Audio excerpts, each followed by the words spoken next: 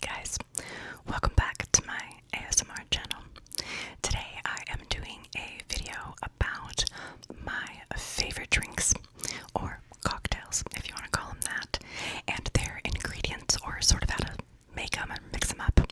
This was requested in the comments by one of you lovely subscribers, so I thought I would put it together. And if you're new here, and some of you don't know, I am a bartender, and so it was a great suggestion. So let's get into it. Okay, so these are drinks that I would normally order if I go out. If I'm just going out for drinks, or if I'm going out to a restaurant for food and drinks, these are drinks that I would normally order. So number one is going to be the michelada. And a lot of restaurants make this so many different ways, and they're usually delicious. I don't know if I've really had a bad one because most places usually get this right. It would be rare if, it wasn't good. But anyways, it is usually consisting of some sort of tomato mix, spicy tomato mix, and beer of your choice. And then you can just go crazy with all the toppings in this. So when I'm making this drink, I usually put the mix in first. And for some of these drinks, the best way to begin is with a ice cold glass or mug. And that's basically if you have room to keep your ice cold mug, in a cold place in the freezer. So some bars that I've worked at, we don't have enough room, but that is a major key in making this drink, is to start with an ice cold glass. So you can use a premix, or you can make your mix from scratch, or you can just use like your favorite mix. A lot of people make them and sell them. So I used to make it from scratch at one of my jobs. It was like our own recipe, and just everyone's recipe is going to be so different. Ours consisted of our company's Bloody Mary mix, and then we would add like a lime juice, lemon juice, agave, which is probably rare, I'm thinking. I don't know if a lot of people add that. And then I think we added like some spices to it, but it already had spices in the mix anyways. You could do a plethora of things here. Another company I worked for, we used Mr. and Mrs. T's. But anyways, before you put in the mix, I should note that you will be dipping the rim in chamoy and tahini. So if you do like a sweet and spicy chamoy, it's pretty good. So you will start with that, then you will add the mix, and then you will add the beer of choice for that person. Now, there are no rules here. You could have any kind of beer, and you're going to tilt the glass when you are pouring the beer so that you don't get all this foam, okay? That is the strategy, but y'all probably know that already. Anyways, after that, some people add ice to this. Some people do not like ice in this at all, so it just depends. I've had customers ask for things in all sorts of ways, so you definitely cannot judge, and you definitely cannot say, oh, that's not how you make it. This is how you do it, which I'm sure people love to do. There's no wrong or right way when you're making drinks. It is how you like it. So if a customer asks for it a certain kind of way, I'm not going to be like, no, this doesn't get ice. I'm going to make it that way. Okay. Anyways, so I like the restaurants that add all the crazy toppings to this. Okay. So I like the restaurants that add all the shrimp and the big cucumbers and the sliced mango, and there's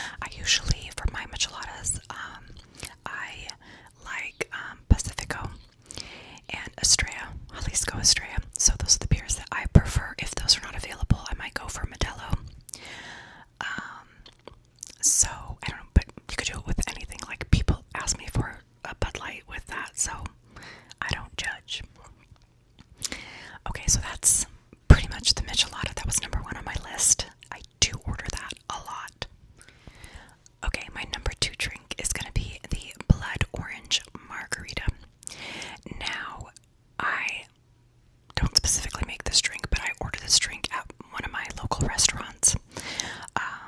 Here in California, the restaurant is called Eureka, and we have a couple of them, but I don't even think it's on their menu, honestly.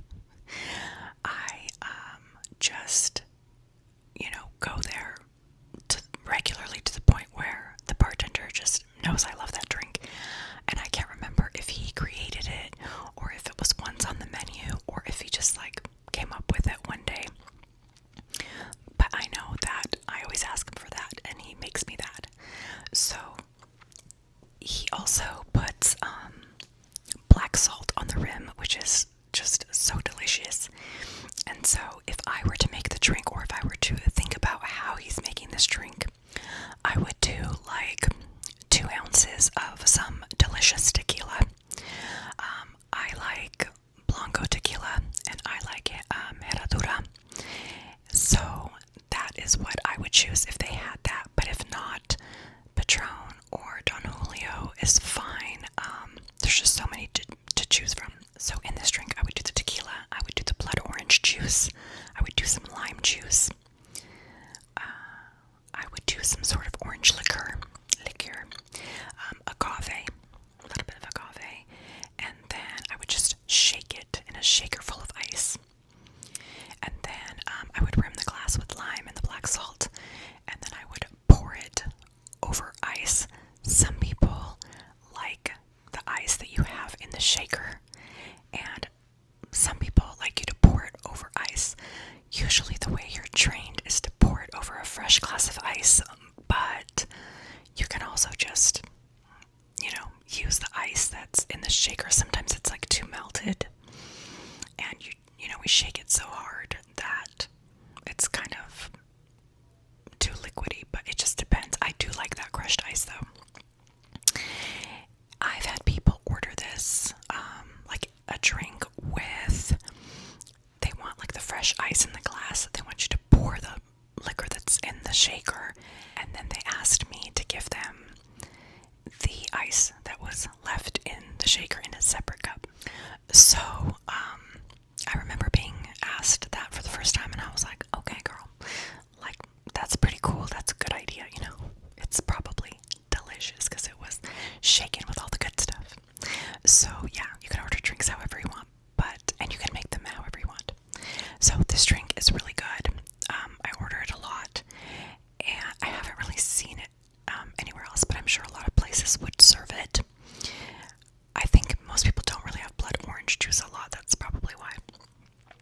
But anyways, another thing is, which I was talking to a friend about recently too, is that if you are friends with your bartender and you have a good rapport with them, they'll pretty much honestly do anything for you and go out of their way for you, Obviously not absurd things, but I think it's nice to have that sort of friendship with your bartender, and I am friends with all my customers, so that's the type of bartender I am. And if you go somewhere a lot, it's kind of nice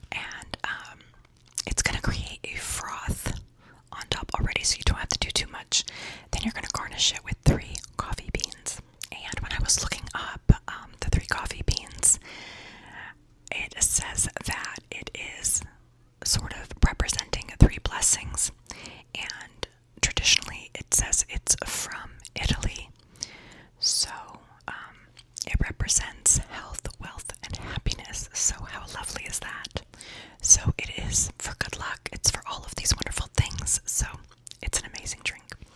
An article I read also said that in Italy, the number 3 is the perfect number. So that's what is a tradition over there, apparently. Okay, my number 4 drink is going to be the old-fashioned. Now, this is my specialty drink. This is what I'm good at, and this is what I'm known for at my bar. So if somebody asks me, what's your specialty? What are you good at? It's going to be the old-fashioned. It's just something that I was taught how to make in a certain way, and I'm not a mixologist. I'm a bartender. So a lot of people ask me that, and the difference is not, I mean, the main difference would be that that person creates drinks, and mixologists are like really fancy with their stuff. So they're like lighting, orange peels on fire and doing all kinds of stuff. I was trained by a mixologist, but I'm not a mixologist. So it just kind of depends what you want to do in the drink world. I prefer to be a bartender, but I do have mixologist skills. I still would not label myself a mixologist, but I was trained how to make this old-fashioned by a mixologist, so I make it in a certain kind of way. And my customers always ask me, like, how do you do that? And they watch me, and I tell them step by step how to make it. So I'm going to tell you guys, and I'm going to post some pictures on this video. Sometimes I like to post pictures on these videos for you guys, but just for the visual, but they're not, these pictures that I post are not necessarily going to be exactly the way, the ingredients and the directions that I'm telling you guys about. It's just pictures that I have in my album. So they're all made from different restaurants and different ways, okay? So the way that I make my old fashions is I start with the shaker. We're not going to shake it, okay? But I start with the shaker, and then I do a slice of orange. And you're just going to do a thin slice of orange, and then I do a little bit of simple syrup, and then like 3 shots of Angostura bitters. And you can do any flavor bitters that you like, but it's supposed to be Angostura. Some people like the orange bitters, or some people like both. Anyways, so that's what I do, and then I muddle it, okay? I muddle it really well, and then I put in the ice. So I would say like 1 big scoop of ice, and then I put in the bourbon of choice for whoever's having this drink. So it can be whiskey or it can be bourbon. It's, again, going to be whatever you want it to be. There is a difference between whiskey and bourbon. They're just aged differently in different barrels and things. I'm not going to get into the full detail of that because I'm not a professional, but you can sort of research what the difference is between bourbon and whiskey, and I'll drink both. I don't care. But I am particular about my liquors, so if it comes to like an old-fashioned, I will probably be asking for a Knob Creek old-fashioned, or Knob Creek rye, or Bullet rye, or Woodford. These are all just different kinds of, bourbon or whiskey. So I would, in this particular situation, after I put the ice in, I would put in the bourbon, and I would say that I normally would do probably about maybe 4 ounces. You don't have to do that much, but usually, you don't want the glass to look empty.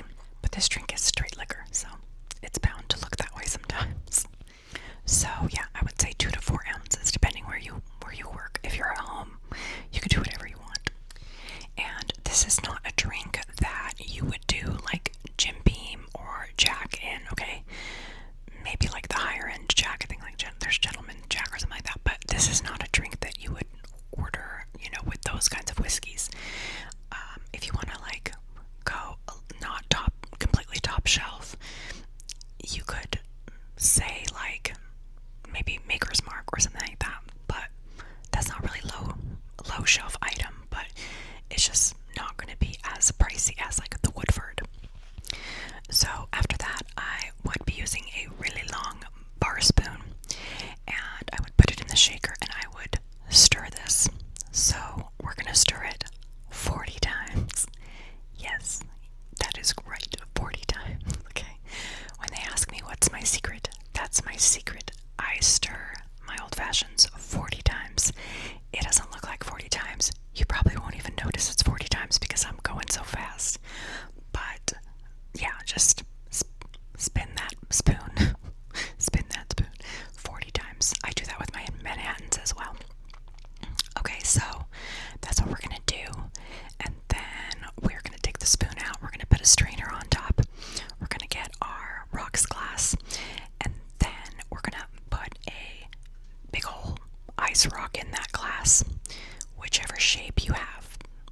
the sphere, the square. I remember I had like little skeleton ice cubes. Your name, whatever kind of ice you have, just a big block of ice you're going to put in this glass. And then you're going to strain this drink, pour it over that ice. Now, we're going to get to the garnishes of this drink. So you can peel one peel of lemon and one peel of orange. When you are peeling, it's like we use like a little peel at the bar. But when you are doing that, it's very important that you tuck your pinky underneath, okay? Anytime you are peeling a fruit for the garnish or for any reason, tuck in your pinky always, okay? So now that we have the two peels, I usually start with the lemon peel, and then we are going to sort of go maybe like half an inch or an inch away from the top of the glass towards you, but towards the glass. Not towards you, towards the glass. And then just do one squeeze. So we're going to get all the essence of that lemon peel into the drink. And I do kind of like a downward motion when I do that squeeze. And then I'm going to take, and this is it's the rind part of the side of the lemon is towards the glass. And then I'm going to take the rind part, that same part, and just sort of run it along the side of the top of the glass. Just one side, and then I'm going to put that peel in the drink. Just lay it in there, against the inside of the glass. So then on the second one, the orange, you're going to do the same exact thing, but you're going to rub it on the other side of the rim. Again, put it in the glass, lay it in there. You can lay them like crisscross to look cute. That would probably be best. And then we're going to top this with a maraschino cherry, Luxardo cherry, and these are the cherries that are the dark purple color with that thick syrup. So they're known to be very expensive, but that's the only kind you should be putting in your old fashioned, okay? You should not be putting your Shirley Temple cherries in this old fashioned. Anyways, okay, so we're gonna pop that in there. You could put it on a toothpick, or you could spoon it in if you like. Sometimes my customers like the extra syrup, so they want me to put a little bit extra of that syrup in there, so I do that for them. After you are done with all this drink is done and ready to be served or drink yourself. I know a lot of people are like smoking things now. They're smoking their old fashions and their whiskeys, and I've tried it. It is delicious. So if you have a smoker, you can do that. We don't do that at my bar, but if you have one at home, feel free to. They sell them on Amazon now with like all different flavors, which is crazy. But back when I was being trained, we didn't have smokers, so it wasn't something that we did, but it's still good either way. But yeah, this drink would be ready to serve at that point, and it would be delicious. So it is different the way I make it because of the fact that old fashions traditionally start with a sugar cube, like a little square sugar cube that people used to put in their coffee, or I don't know if they still do, but I feel like it was like a back in the day thing. But yeah, the little sugar cubes is usually how you would start a traditional old-fashioned, but people are making them with so many different ways now. It's crazy. So I don't know if that's such a big thing. It might still be at some restaurants. They would just do the sugar cube at the Angostura and muddle that to start. I don't know if they would put anything. I guess they wouldn't add simple syrup to that because it's already it's already sugar. So anyways, that's how I make my old fashions. And now you guys know the secret. Alright, number 5 on my list of favorite cocktails is going to be, this is actually the last on my list. It's going to be it is a Tiki rum drink. I had to look at my notes because it's like a very long name, but it is a Tiki rum drink, and it's served at downtown sort of like the Disneyland hotel area at the restaurant that's called Trader Sam's Tiki Terrace. So Trader Sam's for short, but this drink has like 5 tikis in the name, so it's like tiki tiki tiki tiki tiki rum drink. And I had to look up the ingredients. So the ingredients says it's a Pirate XO Reserve rum. I don't know if that's how they're, if you pronounce it like that, it's Pyrat. And then it's cream of coconut, it's pineapple juice, orange juice, and then it's dusted with a cinnamon and freshly ground nutmeg.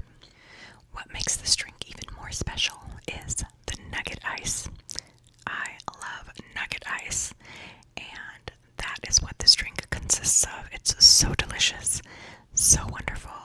I really want to go back and get one because it's very refreshing, and I love cinnamon and nutmeg, so I really like everything in there. I'm not a big rum drinker, actually. I should point that out.